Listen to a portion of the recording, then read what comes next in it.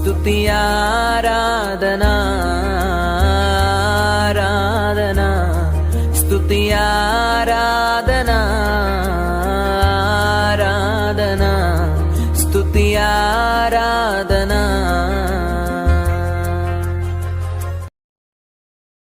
యేసుక్రీస్తు నామంలో కూడి వచ్చినటువంటి మన మొబైల్ స్తుతి ఆరాధన కుటుంబ సభ్యులందరికీ కూడా ఈ సాయంకాల సమయంలో వందనాలు చెల్లించుకుంటున్నామండి. దేవాది దేవుడు మనల్ని ఉదయకాల సమయం నుంచి ఈ సాయంకాల సమయం వరకు మనల్ని తన కంటికి రెప్పలా కాచి కాపాడి ఈ సాయంకాల సమయంలో మనందరినీ ఈ విధంగా చిన్న మందగా కూడి ప్రార్థన చేసుకోవడానికి, వాక్యాన్ని ధ్యానించుకోవడానికి, ఆరాధించుకోవడానికి ఇచ్చిన సమయాన్ని బట్టి దేవునికి వందనాలు చెల్లించుకుంటున్నాను. చిన్న ప్రార్థన చేసిన వాక్యంలోకి వెళ్దామండి. పరిశుద్ధుడా, ప్రేమ కలిగిన మా ప్రియ పరలోకమందున్న మా తండ్రి, మీ ఘనమైన నామమునకు స్తుతులు స్తోత్రాలు చెల్లించుకుంటున్నామయ్యా. ఈ సాయంకాల సమయంలో ప్రభా నైనా మేము చిన్న మందగా కూడినైనా మీ నామాన్ని గణపరచుకోవడానికి, స్తుతించుకోవడానికి, ఆరాధించుకోవడానికి నైనా మీ వాక్యాన్ని ధ్యానించుకోవడానికి సమయాన్ని బట్టి మీకు వందనాలు చెల్లించుకుంటున్నాం.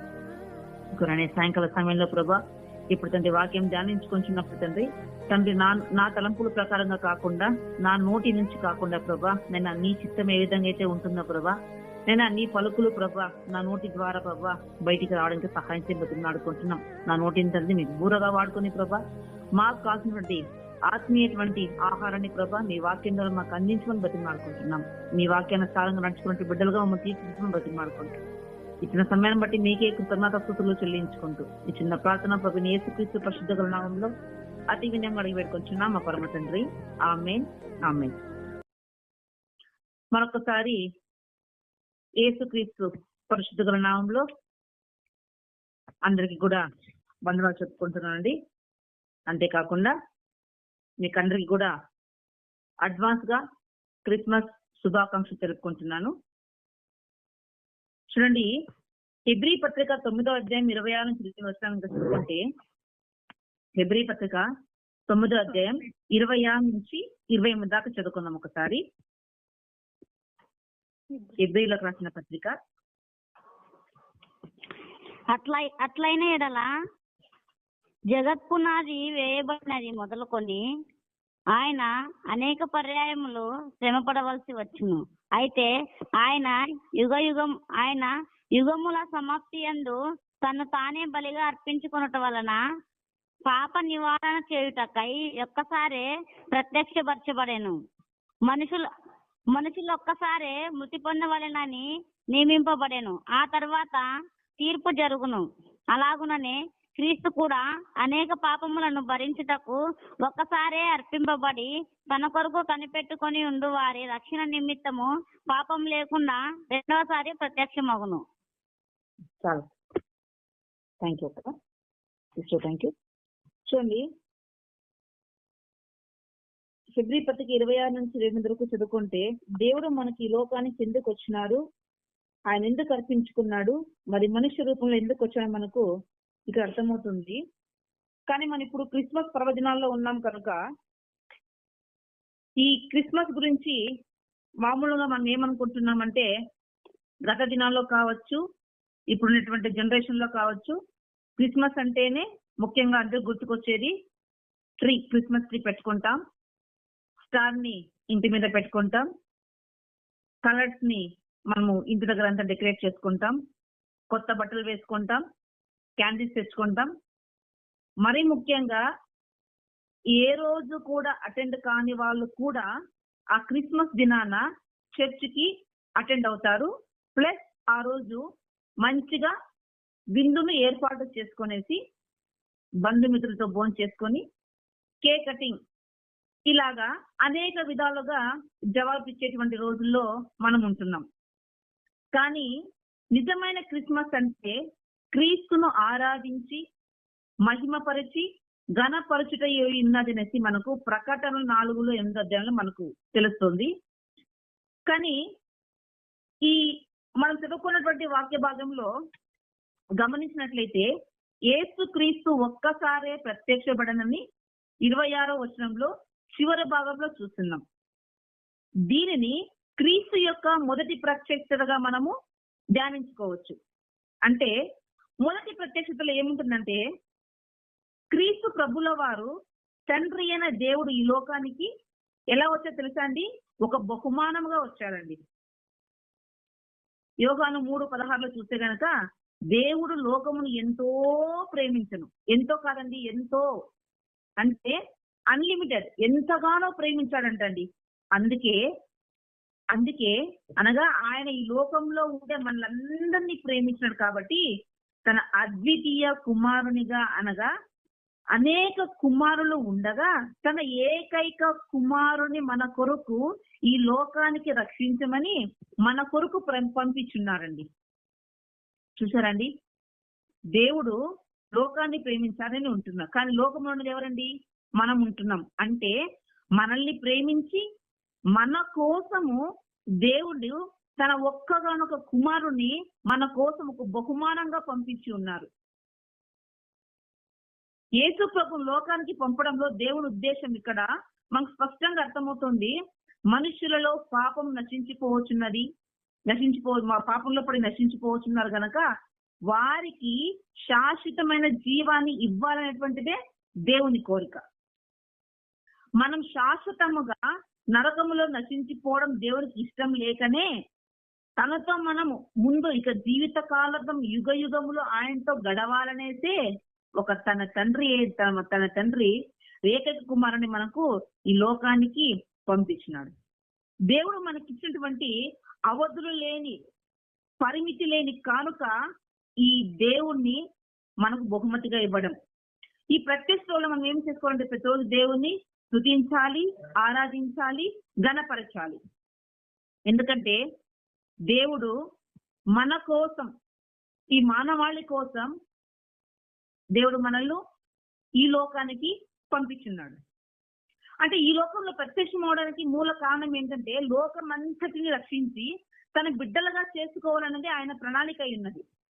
అందుకే ఆయన పరిశుద్ధాత్మ వలన జన్మించి నరావతారుడై 33 సంవత్సరాలు ఈ భూమిపైన జీవించి ఈ లోకము కొరకు తానే తన ప్రాణాన్ని బలిగా అర్పించున్నాడు. చూడండి, ఒక వ్యక్తి ప్రజల కొరకు ప్రాణం పెట్టడం ఎప్పుడైనా మనం చూసామంటే, నిజం చెప్పాలంటే చూసి ఉండకపోయిండొచ్చు, చూడలేం కూడా. ఎవరైనా ప్రాణం పెడితే తమ కొరకు, తమ వారి కొరకు ప్రాణం పెడుతూ ఉంటారే కానీ ఇతరుల కోసం ప్రాణం పెట్టడం మనం ఎప్పుడు చూడలేము. కానీ మన ప్రభువు పాప మానవాళి కొరకు ప్రాణం పెట్టడం చరిత్రలో ఒక అద్భుతం అని చెప్పుకోవచ్చు. మరణము, జీవము ఆయన చేతిలో ఉన్నాయి. ఇది యోహాను సువార్త 10:18 మనం చూడొచ్చు. కావున అంతటిదై తన ప్రాణమును మన కొరకు ఇచ్చి ఉన్నాడు. ఎంత ధన్యకరమైనది చూడండి. ఇలాంటి ధన్యకరమైన జీవితం మనం పొందడం ఎంత ఆశీర్వాదకరంగా ఉంటుంది కదండి. తన ప్రాణం ఇతరుల కొరకు ఇచ్చి అందరిలో అతి శ్రేష్ఠుడైన యేసు ప్రభువు మనం దేవుడిగా కలిగి ఉండటం మనకెంతో దీవెన. అలాంటి దేవుణ్ణి నిత్యము నీవు నేను మనము స్మరిస్తూ నా జీవితంలో ప్రతి భారమును ఆయన మీద మోపగలిగినట్లయితే ఆయన నిన్ను నన్ను మనల్ని విడిపించి రక్షించి కాపాడుతాడు. యేసుక్రీస్తు నరావతారిగా పుట్టి దాసుని స్వరూపం ధరించుకుని తన్ను తానుగా రిక్తకుడుగా వచ్చినాడనేసి మనకు ఫిలిప్పీ పత్రికలు 2:7 మనము చూస్తూ ఉంటాం. అందుకనే ఆయన అందరిలోనూ తనను తాను తగ్గించుకొని తను మొదటివాడైనాడు. ఎందుకు అంటే ఈ క్రిస్మస్ దినాల్లో మామూలుగా మనం క్రిస్మస్ పండుగ అంటేనే మనకు మామూలుగా మనం ఏం చెప్పుకుంటుంటామంటే ఈ క్రిస్మస్ సీజన్ రాగానే డిసెంబర్ స్టార్ట్ అవుతుంది అనగానే మా ఇంట్లో వెలిగేటువంటిది షాపింగ్. ఇంకా టౌన్ లో అయితే మనం బజార్లో టౌన్ లో ఇంక వెళ్తే గనక మొత్తం అన్ని కూడా ఎక్కడ ఏ షాప్ ముందు వెళ్ళినా కూడా decoration, Santa Claus photos, decoration సామాన్లు, స్టార్స్, ఇలా వివిధ రకమైన అలంకరణలతో దగదగలాడుతూ ఉంటాయి. అంటే ఇవన్నీ కూడా పిల్లలను మరియు పెద్దల్ని షాపింగ్ తీసుకోవడానికి ఒక ఆకర్షించడానికి ఒక వ్యాపారస్తులు వాడేటువంటి పద్ధతి. పిల్లలు కూడా నిజంగానే శాంటా వారు వస్తారు బహుమతులు తీసుకొని ఇస్తారనేసి ఎదురు చూస్తూ ఉండేటువంటి రోజు ఇప్పటికీ జరుగుతూనే ఉన్నాయి. కానీ నిజానికి శాంటాకి క్రిస్మస్ కి శాంటాకి ఎటువంటి సంబంధం లేదు. చాలా మంది పెద్దవాళ్ళు కూడా వారి పిల్లలకు శాంటా గురించి చెబుతూ ఉంటారు. కానీ దేవుడు మానవాళికి ఇచ్చిన గొప్ప బహుమతి గురించి అంత ఎక్కువగా వివరించరు. మామూలుగా ఏం చెప్తుంటారు, శాంటా క్లాస్ వస్తూ ఉంటారు, ఆయన తనకి మీరేమైతే కోరుకుంటారో బహుమతులు మన ఇంటి దగ్గర డోర్ దగ్గర పెట్టేస్తున్నాం అని చెప్తూ ఉంటాం. కానీ ఈ లోకానికి ప్రేమించి ఈ లోకంలోకి వచ్చి నీ కోసం నా కోసం మనందరి కోసం మరణించి లేచినటువంటి దేవుడు ఒక బహుమతి మనకి ఇస్తున్నారని మనం ఎవరికి పిల్లలకి చెప్పలేకపోతున్నాం.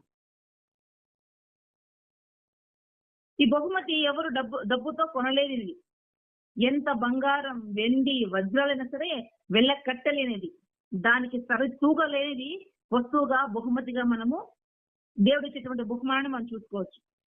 ఇక్కడ చూడండి, రోమిలకు రాసిన పత్రిక 6:23 మనం చూసినట్లయితే గనక అక్కడ ఒక మాట ఉంది, ఏలయనగా పాపము వలన వచ్చు జీతము మరణము, అయితే దేవుని కృపావరము వలన ప్రభు అయిన క్రీస్తునందు నిత్య జీవము, ఇంటర్నల్ లైఫ్. ఆ బహుమతికి నిత్య జీవం అండి. మన దేవుడు ఇచ్చేటువంటి బహుమతి ఏమిటంటే నిత్య జీవము. ఈ క్రిస్మస్ దినాల్లో ఒకరికొకరు బహుమతులు ఇచ్చుకుంటూ ఉంటాం, మనకి ఇష్టమైన వాళ్ళకి బహుమతులు కొనిస్తూ ఉంటాం, మన ఇంటిల్లి పాలదికి బట్టలు కొనిస్తూ ఉంటాం, కొత్తగా అన్ని డెకరేట్ చేస్తాం. ప్రతి ఒక్కటి కూడా మనము శుభ్రపరచుకుంటాం, ఇంటిని శుభ్రపరచుకుంటాం, కొత్త వస్త్రాలు చేసుకుంటాం, ఇంటిని డెకరేట్ చేసుకుంటాం, ప్రతి ఒక్కటి కూడా చేసుకుంటూ ఉంటాం. ఒకరికొకరు గిఫ్ట్ ఇచ్చుకుంటూ ఉంటాం, పుచ్చుకుంటూ ఉంటాం. కానీ అది ఈ లోకంలో ఉన్నంత వరకు మాత్రమే. కానీ దేవుడు మనకి ఇచ్చినటువంటి బహుమానం ఏం తెలుసా అండి? నిత్య జీవము. మన దేవుడు ఇచ్చినటువంటి గొప్ప బహుమానం ఏమంటే నిత్య జీవము. యేసు క్రీస్తు ద్వారా రక్షణ, నిత్య జీవం అనేటువంటి గొప్ప బహుమతి దేవుడు మనకి ఇవ్వాలని కోరుకుంటున్నాడు. దేవుడు మనల్ని ఎంతో ప్రేమించి మన కోసం తన అద్వితీయమైన కుమారుణ్ణి మన కోసం ఈ లోకానికి పంపించున్నారు. యేసు క్రీస్తు మనం పాపములుగా ఉండగానే మన కోసం శిలువపైన శిక్ష అనుభవించారండి. మనకు దేవునితో జీవించాలనే మార్గాన్ని ఏర్పరిచినాడండి. అందుకే యేసు క్రీస్తు పుట్టిన ఆ రోజును గుర్తు చేసుకొని ఆయనను ఆరాధించడమే క్రిస్మస్. ఈ రోజు మానవాళికి పాప విముక్తి కోసం నాంది పలికిన రోజుగా మనము చెప్పుకోవచ్చు. దేవుడే భూమిపైకి మానవ రూపంలో పుట్టిన రోజుగా చెప్పుకోవచ్చు. ఈ సమయంలో మనం వేసుకోవాల్సిన ప్రశ్న, మనము యేసును కలిగి ఉన్నామా? దేవుడు మనకు ఇస్తున్న నిత్య జీవం అనే బహుమతిని కలిగి ఉన్నామా అనేటువంటి ప్రశ్న మనము ఈ క్రిస్మస్ దినంలో మనం వేసుకోవాలండి. ఎందుకంటే బహుమతులు అనగానే మనం ఆటోమేటిక్ ఎదురు చూస్తూ ఉంటాం. అమ్మ ఎటువంటి బహుమతి ఇస్తుందా, నాన్న ఎటువంటి మంచి బట్టలు కొనిస్తారా, అమ్మ మంచి పిండి వంటలు చేసి పెడతారా, నా ఫ్రెండ్స్ నేను తీసుకెళ్ళి ఏమి ఇవ్వాలి, పక్కింటి వాళ్ళకి ఏమి ఇవ్వాలి, మనం అంటే వాళ్ళకి ఇచ్చేటువంటి బహుమతుల గురించి మనం ఆలోచిస్తూ ఉంటాం. తర్వాత రిటర్న్ గిఫ్ట్ కూడా మనం ఒక్కోసారి ఎక్స్పెక్ట్ చేస్తూ ఉంటాం. కానీ మనకు దేవుడు ఇస్తున్నటువంటి నిత్య జీవము అనేటువంటి బహుమతి మనము కలిగి ఉండడానికి మనం అర్హులమై ఉన్నామా లేదా? మన జీవితాలు ఇప్పటికీ ఎన్నో క్రిస్మస్లు మనం చూస్తుంటామండి. ఇప్పటిదాకా ఇన్ని క్రిస్మస్లు జరుపుకుంటూ ఉంటాం, క్రిస్మస్లు వస్తూ ఉంటాయి, రోజులు చాలా త్వరగా ఫాస్ట్ గా అంటే చాలా ఫాస్ట్ గా వెళ్ళిపోతూ ఉంటాయి. కానీ మనలో మార్పు ఎంతవరకు ఉన్నది? మన నిత్య జీవితంలో దేవుడు ఇచ్చేటువంటి నిత్య జీవం అనేటువంటి బహుమతి మనము కలిగి ఉన్నామా? ఇది మనం వేసుకోవాల్సినటువంటి ప్రశ్న అండి. ఎందుకంటే యెషయా 9:6 ఏలయనగా మనకు శిశువు పుట్టెను, మనకు కుమారుడు అనుగ్రహించబడెను, ఆయన భుజము మీద రాజ్యభారముండెను. ఆశ్చర్యకరుడు, ఆలోచనకర్త, బలవంతుడైన దేవుడు, నిత్యుడగు తండ్రి, సమాధానకర్తయగు అధిపతి అని అతనికి పేరు పెట్టబడును. మనం ఈ క్రీస్తును కలిగి ఉన్నామా? యేసు క్రీస్తు ద్వారా రక్షణ అనేటువంటి బహుమతి చాలా వేసి ఉన్న గిఫ్ట్ లాంటిదండి. ఆ బాక్స్ అందరికీ అందుబాటులోనే ఉంది. కానీ అందులో ఉన్న బహుమతి పొందుకోవాలంటే మనం చేయాల్సిన పని దేవుని అడగడమే. మత్తయి సువార్త 7:11 చెప్పినట్లుగా దేవుడుకు మనకు గొప్ప బహుమతి ఇవ్వాలనుకుంటున్నారు. మన పాపములకు పశ్చాత్తాపడి ఆయనను ప్రభుగా అంగీకరిస్తే ఆయన ఇచ్చే జీవం మనకు దక్కుతుంది. క్రిస్మస్ సందేశంలో మనము కొన్ని మాటలు గమనించుకుంటూ వస్తే కనుక మొదటిగా దేవుడు చెప్తున్నాడు ప్రేమ సందేశం అండి. ప్రేమ సందేశం మత్తయి సువార్త 7:11 కనుక చూస్తే, పరలోకమందున్న మీ తండ్రి తన్ను అడుగు వారికి అంతకంటే ఎంతో నిశ్చయముగా మంచి ఈవులు ఇచ్చెను. చూడండి, అంటే మనం అడుగుతున్నాము మన తండ్రి అయిన దేవునికి, తండ్రి నాకు ఇది కావాలి, నాకు ఇది కొదువుగా ఉన్నది, నాకు ఇది కావాలి మా ప్రార్థన అడిగినప్పుడు మన దేవుడు ఏమనుకుంటున్నా తెలుసా అండి? అంతకంటే ఉత్తమమైనది, ఎన్నికైనది, మంచి ఈవులు ఆయన మనకి ఇవ్వాలని కోరుకుంటుంటారు. మనము ఏం కోరుకుంటాం అంటే చిన్నది, చాలా చిన్న అంటే చాలా చిన్నది కోరుకుంటున్నాం. కానీ దేవుడు అంతకంటే చాలా చాలా చాలా చాలా మంచివి మనకు ఇవ్వాలని కోరుకుంటున్నాం. అందుకే ఒక్కోసారి మనం చేస్తుంటే ప్రార్థనలకు మనకు ఉత్తరం రాకపోవడం కారణం ఏమంటే, మనం కోరుతున్నటువంటి కోరికలు కావచ్చు, మనం అడుగుతున్న ప్రతి ఒక్కటి కూడా చాలా చిన్నదిగా ఉంటుంది. కానీ దేవుని విషయంలో అంతకన్నా గొప్పది దేవుడు మనకి ఇవ్వాలనుకుంటున్నారు. అందుకనేసే మనము ఆ యొక్క ప్రార్థన చేసినప్పుడు మనకు ఆన్సర్ రాకపోవడం కారణం ఏమంటే, మనం కోరుకున్నటువంటి కోరిక కావచ్చు, ప్రార్థనా ఫలం కావచ్చు, అడిగేటువంటి కోరికలు కావచ్చు, దేవుడు ఇచ్చేటువంటి తలంపులతో చాలా చిన్నవిగా ఉన్నవి. కాబట్టి నీకు ఇంతకన్నా మంచిది ఇస్తాను, వెయిట్ చేయమంటున్నాడు. ఎంత ప్రేమ సందేశం కదండి. మన సొంత కుమారుడికి త్యాగం చేయడంలో దేవుడు మనల్ని ఎంత ప్రేమిస్తున్నా అర్థమవుతుంది మనకి ఇక్కడ. మన రక్షణకు అర్హులం కాకపోయినా కూడా, మనం ఆయన ఆజ్ఞలను అతిక్రమించినా కూడా ఆయన మన కోసం యేసు ప్రభుని ఈ లోకానికి పంపించున్నాడండి. అంతేకాకుండా దేవుని ప్రేమకు ఎటువంటి షరతులు లేవండి. ఆయన ప్రేమ పరిమితి లేనిది, అంతు లేనిది, ఇంత అంత అని చెప్పలేదు. తల్లి చూపించే ప్రేమ ఎంతవరకు ఉంటుందండి? ఈ భూమిలో ఉన్నంత వరకు ఉంటుందండి.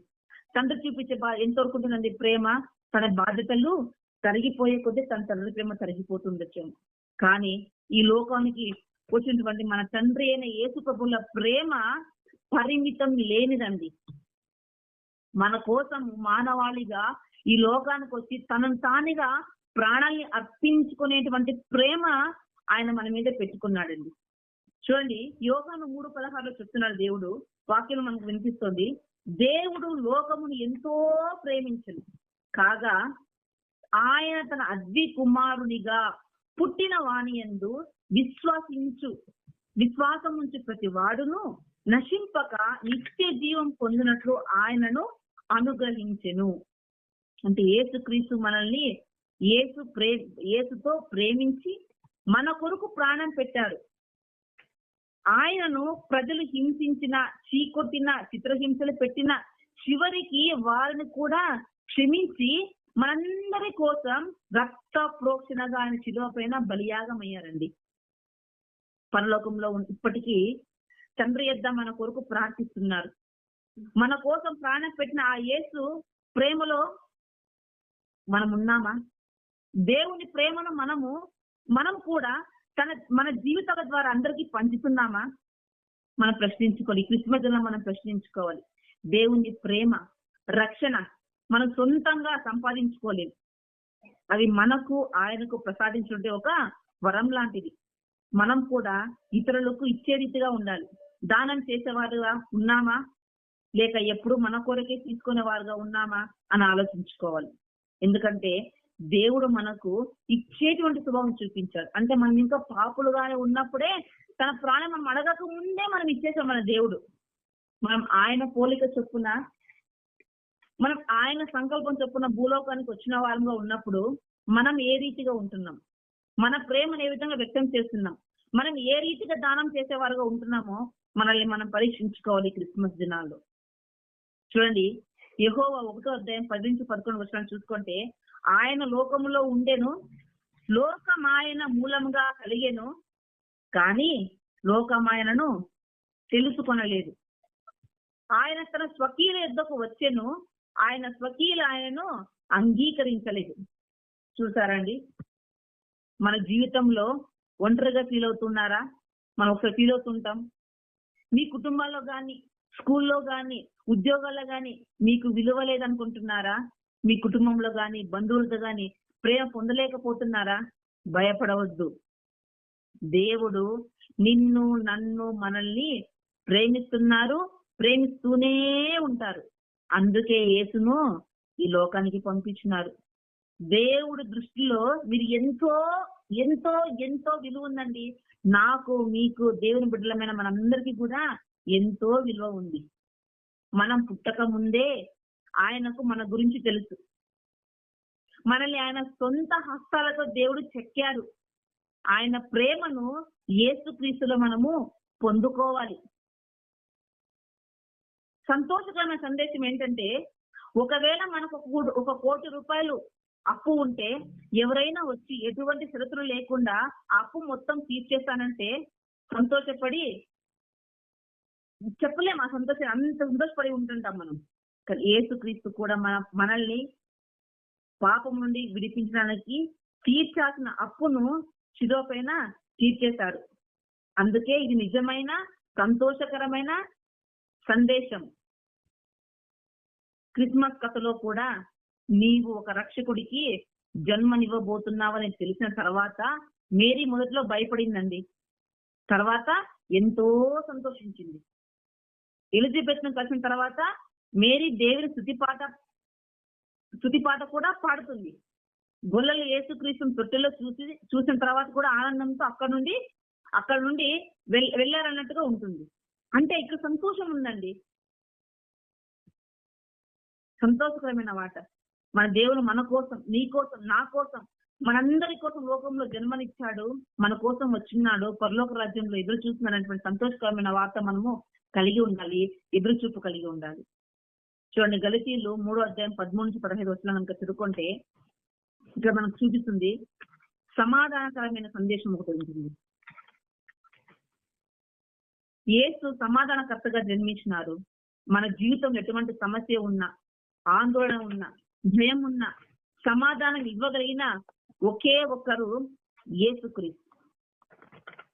మేరీకి, యేసుకు, గొల్లలకు దేవుని దూతలో ప్రత్యక్షమైనప్పుడు మొదటగా చెప్పిన మాట భయపడకుడి. చూడండి, వీళ్ళందరూ కలిసినప్పుడు మొదటగా చెప్పిన దేవదూత మాట భయపడకుడి అన్నమాట. దేవుడు మనకు తోడుగా ఉంటే భయపడాల్సిన అవసరం ఏముందండి? అవసరమే లేదు, ఆ పనే లేదు. కానీ మనతో దేవుడు ఉన్నాడా? నా జీవితంలో ఒడిదుడుకులుగా ఉంటున్నాం కదా, దేవుడు మన జీవితంలో ఉంటున్నాడా? ఎటువైపు వెళ్ళాలో తెలియని పరిస్థితిలో ఉంటున్నామా? అలాంటి పరిస్థితిలో కూడా దేవుడు మన జీవితంలో ఉన్నాడని నమ్ముతున్నామా? సమాధానకర్త అని యేసు యుద్ధకు రండి అని ఆయన పిలుస్తున్నాడు. అందుకోసం మన కోసం ఈ భూమిలోకి వచ్చినాడు. శాంతిని అనుగ్రహించాలని దేవుడు మనకి లోకానికి వచ్చినాడు. ఒక దృఢమైన విశ్వాసం మనం కలిగి ఉండాలి. చూడండి, యోహాను 14:27 ఒక మాట చూసుకుంటే, శాంతి నీకు అనుగ్రహించి వెళ్ళుచున్నాను, నా శాంతినే మీకు అనుగ్రహించుచున్నాను, లోకం ఇచ్చినట్టుగా నేను మీకు అనుగ్రహించడం లేదు, మీ హృదయమును కలవరపడనీయకుడి, గెరవనీయకుడి. దేవుడు ముందు మనకు వాగ్దానం ఇచ్చేశాడండి. దేనికి కూడా భయపడాల్సిన అవసరం లేదు, దేనికి కూడా కలవరపడాల్సిన అవసరం లేదు. ఎందుకో తెలుసా? పాత నిబంధన గ్రంథంలో చూస్తే కనుక యూదులు ఎదురు చూస్తున్నటువంటి మెస్సయ్య ప్రవచనములను దేవుడు యేసుక్రీస్తులో దేవుడు నెరవేర్చాడు. యూదులు యేసును మెస్సయ్యగా నమ్మకపోయినా ప్రవక్తలు దృఢంగా విశ్వసించింది నిజమైంది. యేసుక్రీస్తు మొదటి రాకలో ప్రవచనాలు ప్రకారంగా జరిగినట్లుగానే రెండవ రాకలో కూడా ఖచ్చితంగా జరుగుతుందండి. యేసుక్రీస్తు జననం ఏ విధంగా అయితే ధ్యానించడం ద్వారా మనకు రెండవ రాకడ గురించి దృఢ విశ్వాసం పెరిగిందో, దేవునితో కూడా నిత్య జీవానికి మనం వెళ్తున్నామన్నటువంటి విశ్వాసం మనలో ఉండాలి. ప్రత్యక్షత మనం కలిగి ఉండాలి. ప్రతిరోజు దేవుని వైపు మనం ఎదురు చూస్తూ ఉండాలి. తారను అనుసరిస్తూ యేసుని చూడడానికి జ్ఞానులు బయలుదేరారు. చివరికి దృఢ విశ్వాసం కలిగి చేరుకోవాల్సిన గమ్యాన్ని వాళ్ళు చేరుకున్నారు. అంతేగాని వాళ్ళు భయపడలేదండి. పరలోకం చేరే విషయంలో కూడా మనము ప్రతిరోజు సిద్ధపడుతూ ఎక్కువగా దృఢ విశ్వాసం కలిగి ఉండాలి. దేవుడు మనం చెప్తున్నాడండి, పరలోక రాజ్యానికి నీకో సిద్ధపాటు చేసిన స్థలాన్ని నేను, నువ్వు రావడానికి సిద్ధంగా ఉన్నావా? మనల్ని దేవుడు మనల్ని ప్రశ్నిస్తున్నాడు ఇక్కడ. అవునండి, నా జీవితంలో ఏం సాధిస్తున్నామో ఆశించుకోవాలి, చూసించుకోవాలి. దేవుని సువార్త కొరకు ఏమి చేయలేదనిపిస్తుందా? ఏ యుద్ధకు రావాలి, ఏ యుద్ధకు రండి. ఆయన చిత్తానికి మనల్ని అర్పించుకుంటే ఆయన నా జీవితాన్ని ఖచ్చితంగా మార్చేస్తాడు. ఎందుకంటే ఆయన ప్రేమ, ఆనందము, క్షమాగుణం, దృఢ విశ్వాసం, ఇవన్నీ కూడా మన జీవితంలో దేవుడు మనకి ఇచ్చినటువంటి గొప్ప బహుమానాలు. నిజమేనండి. ఈ క్రిస్మస్ దినాల్లో మనం ఏం కలిగి ఉండాలి తెలుసా? ఆయన ప్రేమను కలిగి ఉండాలి. ఇప్పుడు మన ఇంట్లో మన తల్లిదండ్రులు చూపించేటువంటి ప్రేమ అంతులేదండి. నిజం చెప్పాలంటే మనకి మనం ఒకటి కలిస్తే వాళ్ళు అంతకన్నా మంచిగా కొనిస్తారు. ద బెస్ట్ చాయిస్ వాళ్ళు చూస్ చేసుకుంటూ ఉంటారు. అలాంటిది దేవుడు మనల్ని అంతగా ప్రేమిస్తున్నాడు కదా, మళ్ళీ మనకి పరలోక రాజ్యంలో స్థానం ఇవ్వాలనేసి ఆయనకు ఉండదా అండి? ఈ క్రిస్మస్ దినాల మన జీవితం ఇంకా పాత బట్టగానే ఉన్నాయా? కొత్త బట్టలు వేసుకుంటున్నాం, మంచిగా తల స్నానం చేస్తామండి, హృదయానికి స్నానం చేస్తున్నామా? మనం మళ్ళీ హృదయాన్ని కడుగుతున్నామా?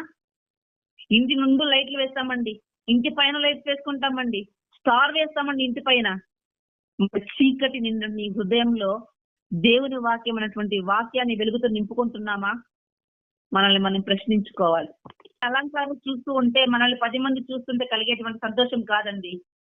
దేవుడు మనల్ని చూసి నా బిడ్డ ఈ విధంగా ఉంది కదా అని ఆయన సంతోషపడేలా బతకడమే క్రిస్మస్ యొక్క బహుమానం అండి. మనం పిల్లలకు ఇచ్చేటువంటి బహుమానం గొప్పది కాదండి. దేవుడు మనకు ఇచ్చేటువంటి బహుమానాన్ని మనము తీసుకోవడానికి సిద్ధంగా ఉన్నామా లేదన్నటువంటి క్రిస్మస్ దినాల్లో మనం చూసుకోవాలండి. ఎందుకంటే ప్రతి ఒక్కరు కూడా క్రిస్మస్ దినాలనగానే మనకు బాగా బాగా బాగా కలుసుకునేటువంటిది మంచిగా షాపింగ్ చేసుకోవడం, పిండి వంటలు తినడం, ఆ రోజంతా బాగా ఎంజాయ్ చేయడం. ఆ ఒక రోజు గడవగానే మళ్ళీ మామూలు జీవితంలోకి వెళ్ళిపోతున్నాం. మన జీవితాల్లో ఇన్ని క్రిస్మస్ సెలబ్రేషన్ చేసుకుంటున్నాం, ఇన్ని సందర్భాలు చేసుకుంటున్నాం, ఇంటింతో చేసుకుని వెళ్తున్నాం, కానీ మనలో మార్పు ఎక్కడ వచ్చింది చూసుకోవాలి. క్రిస్మస్ రోజే కాదండి క్రిస్మస్ అంటే. నిజంగా నా జీవితంలో ఎప్పుడైతే దేవుడు ఉదయిస్తాడో, మన హృదయంలో దేవుడికి ఎప్పుడైతే మన స్థానం ఇస్తామో ఆ రోజే నిజమైన క్రిస్మస్. డిసెంబర్ 25న క్రిస్మస్ కాదు. ఎందుకో తెలుసా? ఆ రోజు ఒక్కరోజు క్రిస్మస్ సెలబ్రేషన్ చేసుకుంటుంటాం మనం. నెక్స్ట్ రోజు మళ్ళీ పాత జీవితమే, పాత పనులే, సేమ్ రొటీన్. అలా కాదండి. ఇప్పటి నుంచి కనీసం ఈ రోజు నుంచి అయినా సరే క్రిస్మస్ సిద్ధపాటు కలిగి ఉండాలంటే, ఇప్పుడు దేవుడు ఇచ్చినటువంటి సందేశాలు, మనం ప్రేమను కలిగి ఉండాలి. క్రీస్తు ఏ విధంగా అయితే ప్రేమను కలిగి ఉండి తన ప్రాణాన్ని అర్పించి మనల్ని తన సొంతం చేసుకుని పరలోక రాజ్యంలో స్థిరపరచుకొని ఎలాగైతే ప్రేమించి తన ప్రేమను వ్యక్తపరిచాడో, మనం కూడా దేవుని యందు ప్రేమ కలిగి ఉండాలి. దేవుని ప్రేమ ఎంత స్వచ్ఛంగా ఉందో, ఇతరుల పట్ల క్రైస్తవుల యొక్క ప్రేమ ఏ విధంగా ఉంటుందో రుచి చూపించేటువంటి వారుగా మన యొక్క ప్రేమ సందేశాన్ని ఇతరులకు చూపించాలి. దేవుడి లోకాన్ని ఎంతగా ప్రేమించి మనం ఈ లోకంలో పాపులుగా ఉన్నప్పుడే ఈ లోకానికి వచ్చి మన కోసం మరణించే విధంగా తిరిగి లేచాడో, మనం కూడా లోకాన్ని ప్రేమించి పాపుల కోసం ప్రార్థించేవారుగా ఉండాలి, అనేక ఆత్మలు రక్షించేవారుగా ఉండాలి. సంతోషకరమైన సందేశం ఏ విధంగా అయితే వాళ్ళకు వచ్చిందో, ఒకరి అప్పు ఏ విధంగా తీర్చబడినప్పుడు సంతోషపడ్డామో, క్రిస్మస్ వస్తున్న దినాల్లో డిసెంబర్ స్టార్ట్ అవ్వగానే క్రిస్మస్ వస్తుందని సంతోషం ఏ విధంగా అయితే పడ్డామో, మన జీవితంలో కూడా, మన హృదయంలో కూడా దేవుడు వస్తున్నాడు, నా హృదయంలో దేవుడు నివసిస్తున్నటువంటి సంతోషాన్ని మనము కలిగి ఉండాలి. మరి ముఖ్యంగా సమాధానంగా మనం ఉండాలి. దేవుడు ఏ విధంగా అయితే, మీరు దేనికి భయపడకండి, సమాధానంగా ఉండండి, భయపడాల్సిన అవసరం లేదు, మీ జీవితం ఎటు వెళుతుందో, ఏమైపోతుందో ఆలోచించాల్సింది అవసరం లేదు. ఎందుకంటే నా దేవుడు గొప్పవాడు, నీ కోసం, నా కోసం, మనందరి కోసం మంచి ప్రణాళిక సిద్ధపాటు చేసి ఉన్నాడు అనేటువంటి ఒక మంచి నమ్మకాన్ని మనం పెట్టుకొని ముందుకెళ్తే మనం కూడా సమాధానకరమైన జీవితాన్ని పొందేవారుగా ఉంటాం.